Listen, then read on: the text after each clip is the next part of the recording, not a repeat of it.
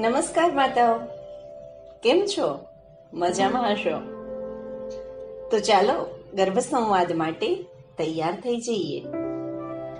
ગર્ભ સંવાદ કરવા આપણે શાંત અને એકાંત સ્થળ પર બેસી જઈશું. અનુકૂળ અને આરામદાયક પોઝિશન લઈ લઈએ. આંખો બંધ કરી બોડી એકદમ રિલેક્સ કરી દઈશું.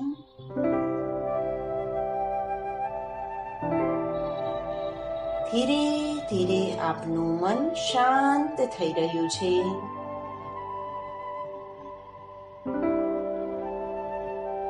ધીરે ધીરે આપના ગર્ભસ્થ શિશુની સ્મૃતિમાં ગરકાવ થઈશું. તે માટે આપણા બંને હાથ હળવેકથી પેટ પર મૂકી દઈએ. તો ચાલો આપના પ્યારા લાલ આપના પ્રિય બાળક સાથે ગર્ભ સંવાદ શરૂ કરીએ. હે માય ડિયર ડ્રીમ બેબી, તું તો મારું સાકાર થનારું સપનું છો. અત્યારે તો હું તને સ્વપ્નમાં નિહાળું છું, પણ તું જાણે છે કે જ્યારે તને સાકાર સ્વરૂપે નિહાળીશ ને ત્યારે તારું સ્વાગત કરવા માત્ર પરિવારજનો જ નહીં, સમગ્ર સૃષ્ટિ પણ થનગની ઉઠશે. બધા જ ખુશીઓથી ઝૂમી ઉઠશે. અરે, તને ચૂમીઓ પણ કરી લેશે. અને હા, અમે સૌ તારી હાજરીમાં ઈશ્વરનો અનુભવ કરીશું. હે મારા વાલા, મારા અસ્તિત્વના અંશ, તારા આગમનથી પ્રકૃતિ પણ સોળે કળાએ ખીલી ઉઠશે.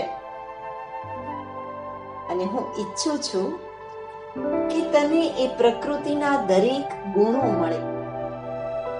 હું ઈચ્છું છું કે તું સૂર્ય સમાન તેજસ્વી બને, ઓજસ્વી બને, ક્રાંતિવાન બને. હું ઈચ્છું છું કે તારામાં ચંદ્ર સમાન શીતળતા આવે. પ્રકૃતિમાં તો આવા અવનવા સૌંદર્યો છે.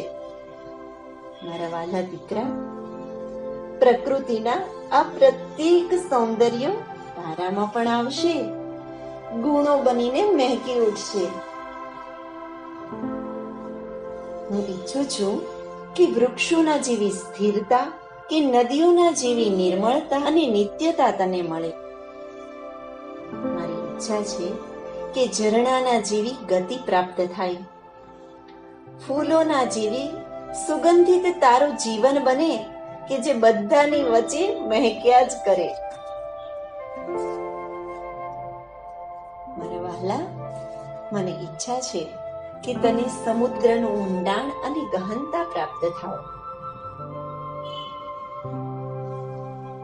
તો વળી મને એવી પણ ઈચ્છા છે કે તને હિમાલયના જેવી ઊંચાઈ અને પવિત્રતા પ્રાપ્ત થાય. આવા પ્રકૃતિમાં રહેલા અવનવા અંગોમાં રહેલા એક એક ગુણો તને પણ મળે. હું તો એ પણ ઈચ્છું છું મારા લાલ કે આકાશના જેવી વિશાળતા તને મળે, ધરતી માતાના જેવી ઉદારતા મળે, સહનશીલતા મળે. અને તું પ્રકૃતિના પ્રત્યેક અંશમાંથી એક એક ગુણો પ્રાપ્ત કરી અને સર્વગુણ સંપન્ન બનીશ.